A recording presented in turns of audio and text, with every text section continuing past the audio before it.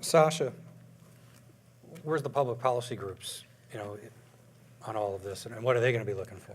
Sure. Well, the first thing I would say is that progress on this issue in your supply chain is absolutely achievable. It's absolutely doable. We've seen this from several companies. I'll just give one example.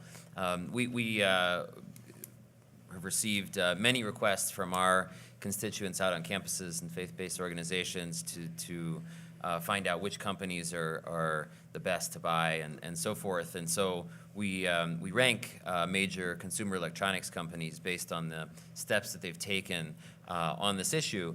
And there was one company in particular that was kind of lagging behind. And eventually they flew us out to we flew out to their headquarters and met their management. And when we met them initially, they said, well, we don't know where our suppliers are. We have thousands of suppliers. This is very difficult for us. And 6 months subsequent to that meeting, they were the first company to publish in their corporate social responsibility report the exact number of smelters that they use in their supply chain. It was incredible achievement within 6 months. And we've seen from our own surveys that companies have made tremendous progress as well. The top score in our initial ranking in December 2010 was 32%. The top score this year in August was 60%, so using the same criteria. The second thing I would say is that the public is very interested in this. Investors are very interested. A group of investors worth several $1 billion have written to Congress and the SEC saying that we don't want to invest in companies that may have strong brand risk attached to whether they're using conflict minerals or not. Thirdly, I think that whenever you as a company is pursuing action on this, it is having an impact, a strong impact on the armed groups in Congo. As I mentioned, based on our research out in Congo, the profits from the 3T minerals, not gold because it's more smuggled and so there's more challenges attached to that, but the profits from the 3T minerals had gone down by 65% compared to the previous year. So the key really to investigating the supply chains is understanding the hourglass-like supply chain. So at the top of the supply chain, you have all the different retailers and manufacturers and assembly plants and so forth. And at the bottom of the hourglass, you have all the different mines and miners and traders and so forth. But right in the middle, you have the smelters. And the smelters is really kind of this key choke point of the supply chain. I wish I had one of these hourglasses in front of me, but anyway, and they're really the people that you can get to through some investigation, and they know where these minerals come from. In fact, many of them order minerals from certain regions because they're of a higher standard and higher quality or lower prices.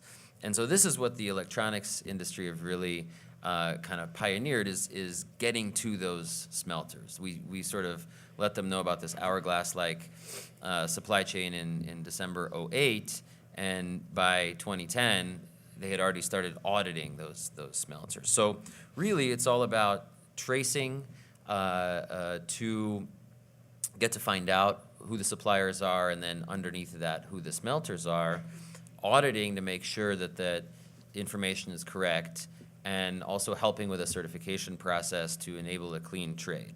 So there's some more practical steps that we from the NGO side will be looking to, based on our company rankings of, how companies are actually going to implement or the law or simply take their own steps short of the law. So number one, in terms of a practical step, is kind of mapping out who are the exact suppliers that supply the can for soup or the tantalum for a microchip that basically work with these minerals, and then disclosing that number of suppliers. Number two is joining an industry-wide program like the one that Bala mentioned, the Conflict-Free Smelter Program. So this is a really pioneering program. They have audit guidelines for all 4 of the minerals, and it's very much advanced. And then communicating to your suppliers that you have to use conflict-free audited smelters. That enables the smelters to get into this program, and it really helps kind of close those loopholes. And that could take some time, right? Because you probably have contracts written that you're going to have to adjust with those. Possibly. I think the first step is really identification, I think. Getting into the, changing supplier relationships is probably, a few steps down the line. Number 3 is once you've surveyed the suppliers and the EICC has a template already written up that's received comments from numerous different industries to go and survey suppliers, is identifying who those smelters are.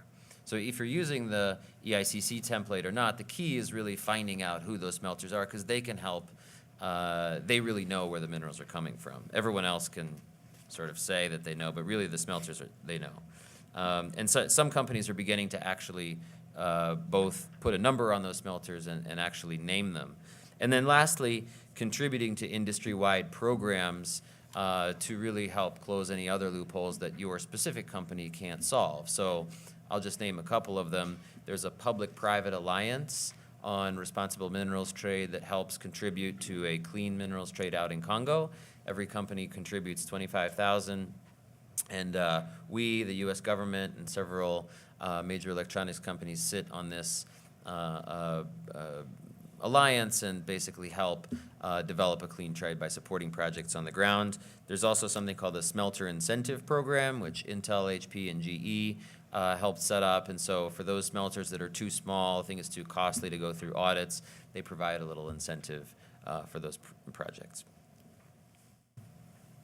Very extensive, so it's in its infancy, it's gaining some momentum, but you still have to get down and figure out where yours came from. If we jump to the next section, kind of industry response to conflict minerals and what we're seeing, we did have some webcasts and some surveys that went on and tried to see what are companies doing as far as a strategy. Bala, do you want to take us through what we're seeing companies do with strategies and sort of the results of some of the surveys? Sure. So this is the results from a survey that we ran during our KPMG webcast. This is from our question as to whether you developed a strategy around it. And the reason developing a strategy is important is we see companies very often jump right into the supplier due diligence. Somebody in the company says, yeah, this is important. Okay, here you, Mr.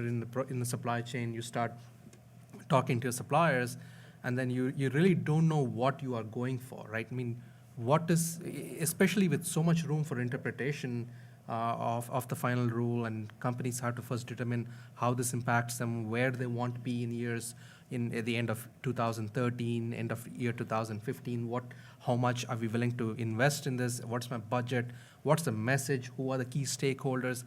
Without determining all these things, and of course your policy on this, your publicly stated policy, we would not advise you to jump into the due diligence and start asking your suppliers questions, because very often your suppliers will turn back to you and say, hey, why are you asking me this question? What is your policy on it, right?